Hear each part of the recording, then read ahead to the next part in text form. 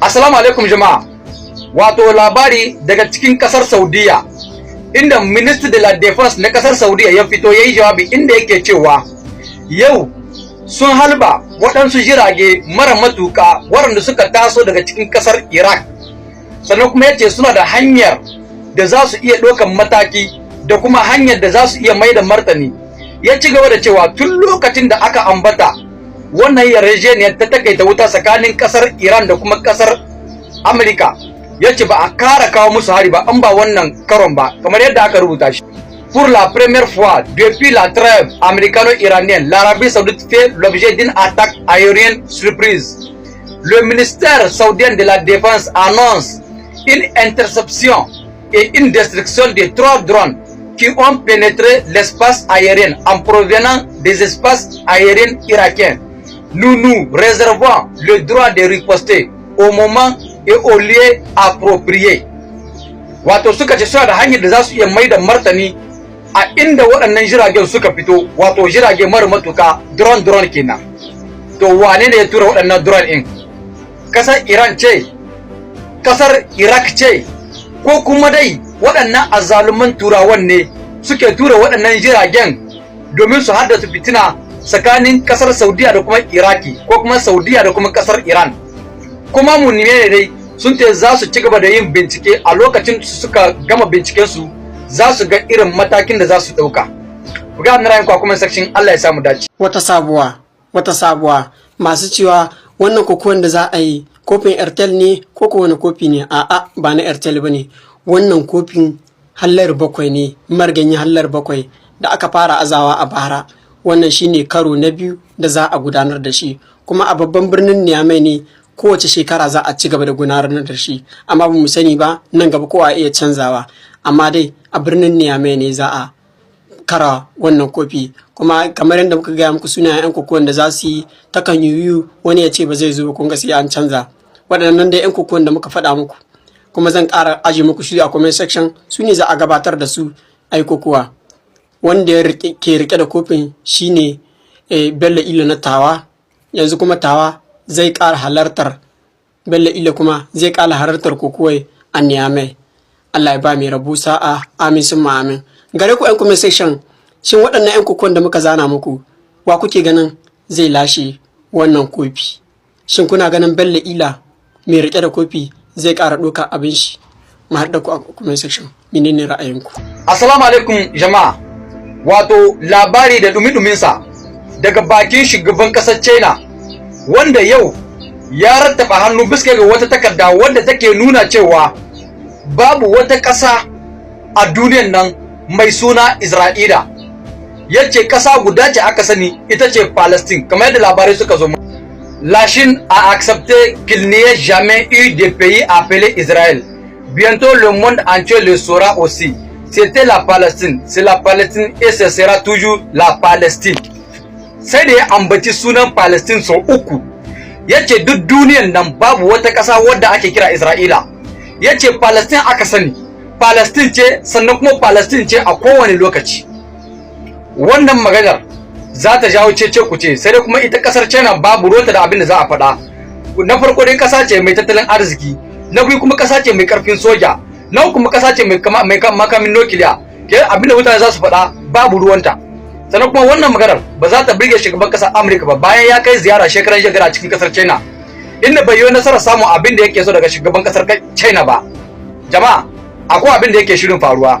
Shi yasa a kowane lokacin ƙasar China take cewa idan har ƙasar Isra'ila ta kuskura ta aika makamin nukiliya akan ƙasar Iran, to su ma za su aika makamin nukiliya akan ƙasar Isra'ila. Ku ga na rayuwa kuma section Allah ya samu dace. Assalamu alaikum jama'a. Wato labari daga bakin Minister de la Defense na kasar Rasha, yace jiya da dare cikin jihohi daban-daban na kasar Rasha sun yi nasarar kashe sojojin kasar Ukraine wajen mutum 1054 kamar yadda labari ya zo muna.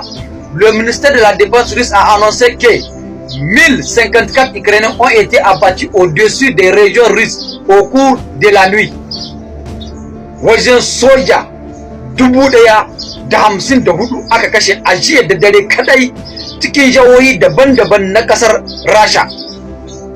kuma mun san cewa waɗannan sojojin ba sojojin ƙasar Ukraine ne ba kawai, no, sojoji ne na ƙungiyar NATO waɗanda ƙasashen Europe suke turowa domin su ci gaba da farmakar ƙasar Rasha. Mun san komai, wato shine ake kira la guerre de la procuration, wato manyan ƙasashe masu ƙarfi su zo su haɗa kai da wata ƙasa a dinga yakar wata ƙasa wadda take da ƙarfi. Wato wannan yaki na ke kira la guerre de procuration, kamar yadda aka so a yi amfani da ƙasar Najeriya domin yakar ƙasar Niger, to haka zalika ake nan ana ta yi a cikin ƙasar Ukraine. To Allah ya taimaka ƙasar Rasha, saboda ƙasar Rasha tana yin yaki ne saboda incinta da kuma saboda incin ƙasashe daban-daban na duniya. Ku ga ra'ayin ku kuma section, Allah ya sa mu dace. Assalamu alaikum warahmatullahi wabarakatuh. Wato labari daga cikin ƙasar Ukraine.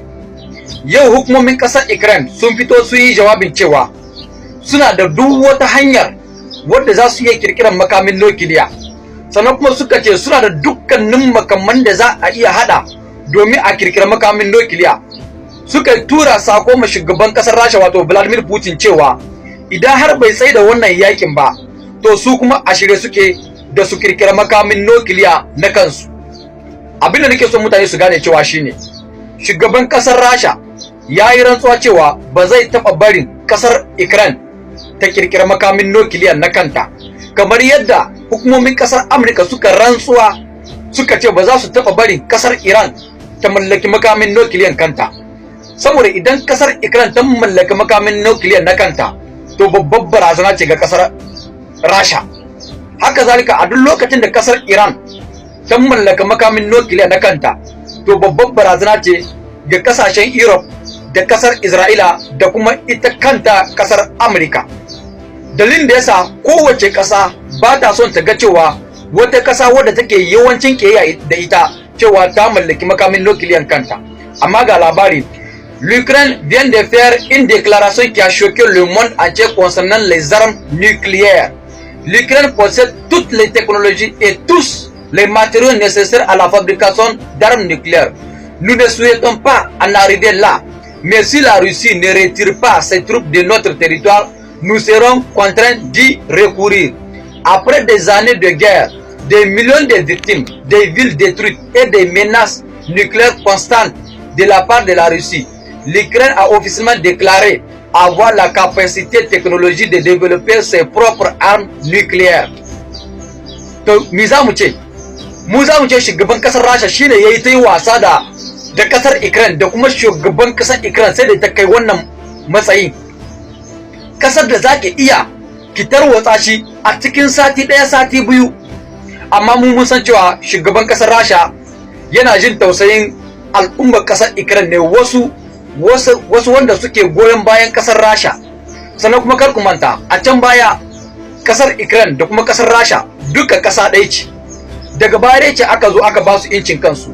Kenan kashe al'ummar kasar Ukraine tamkar kashe al'ummar kasar Rasha ne. Yawancin sojawan da kasar Rasha take kashewa ba ha sojawan kasar Ukraine ne ba, a'a sojawa ne na kasashen kungiyar NATO, wato abin da ake kira les mercenaires. Su ne suke zakwa suna yakar kasar Rasha, shi yasa ma kasar Rasha take kashe su. Amma cikakken ɗan kasar Ukraine, shugaban kasar Rasha sai dai ya kama su ya je ya kulle su. Amma in dai kai ɗan kungiyar NATO ne, babu zancen ka. Shin kuna ganin cewa kasar Rasha za ta bar kasar Ukraine ta mallake makamin nukiliyan kanta, ko kuma yanzu ne za ta kai mata munanan hare-hare domin ta tabbatar mata da cewa tana da ƙarfi, kawai tana gallaza mata ne? Ku ga ra'ayin ku a comment section, Allah ya samu